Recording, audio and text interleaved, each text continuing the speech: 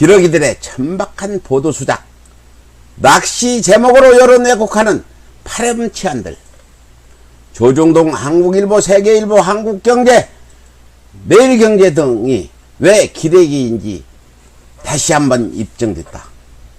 수구 언론들은 한국경제가 마이너스 3.3%라고 대서특필했지만 이 성적이 OECD 국가 중 1위라는 것은 보도하지 않았다. 기레기들은 일제히 22년 만에 취조 충격 등 자극적인 표현으로 헤드라인을 장식하며 한국 경제가 마치 폭망한 것처럼 왜곡했다. 하지만 수구 언론들은 자신들이 신봉하는 나라 미국이 마이너스 8%, 기타 서구 유럽 주요 나라가 마이너스 16%라는 건 보도하지 않았다.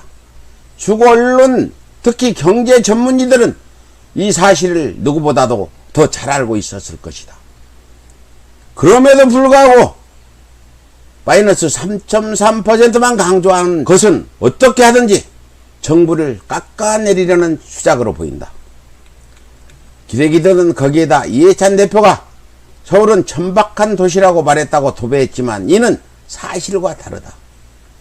이해찬 대표는 도시에 공원도 짓고 해야 하는데 아파트만 짓는 천박한 도시가 되어서는 안 된다고 말했다.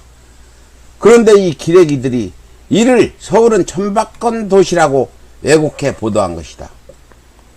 기레기들의 전형적인 수작이다.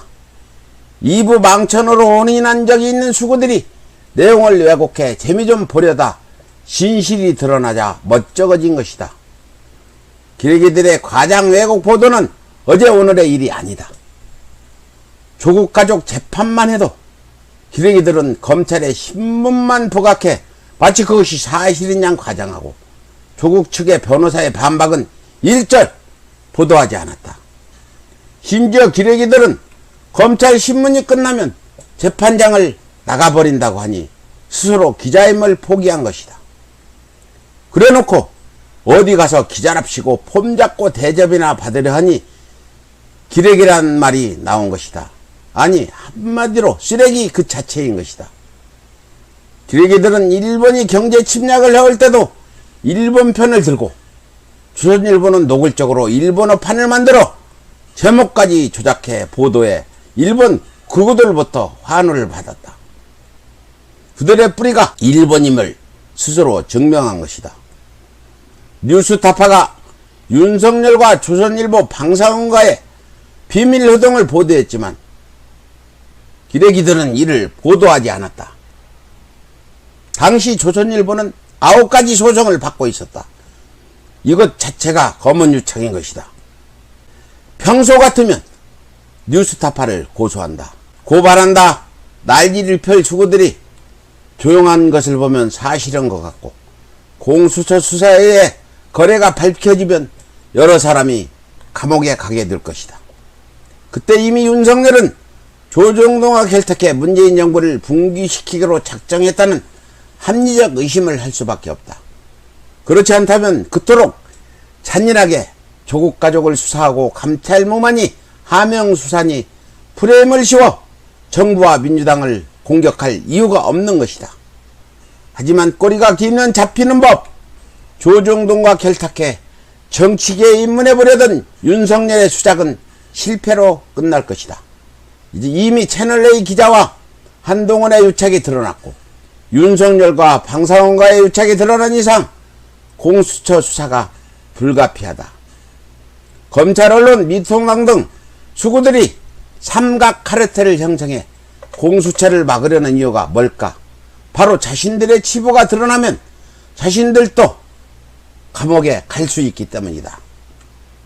따라서 수구들은 공수처가 설치되기 전에 각종 사건을 조작하거나 공작해 터뜨려 민주당 및 문재인 정부의 국정 지지율을 떨어뜨리려 혈안이 될 것이다. 하지만 1700만 촛불 시민이 존재하는 한 수구들의 이러한 공작은 실패할 것이다. 지난 총선도 수구들의 그러한 공작에 국민들이 철퇴를 가한 것이다. 코로나가 아니었어도 수구들은 총선에서 이길 수 없었던 것이다.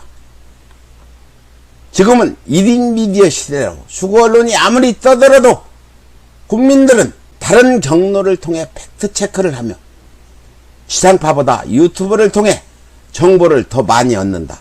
현재 진보 진영에서는 뉴스공장, 다슈베이다, 서울의 소리, 김용민 TV, 새날 이동영 TV 등이 맹활약을 하고 있고 기타 유튜버들도 회원 20만을 교환 사람들이 다수 존재한다.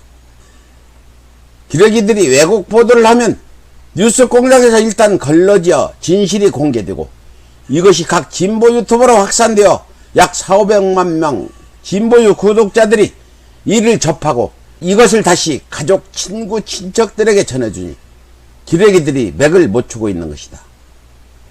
따라서 진보 진영이 운영하는 각 유튜브를 찾아 회원에 가입하고 댓글을 쓰고 좋아요를 눌러주고 여유가 있는 사람들은 후원도 해주는 게 21세기 독립운동이다.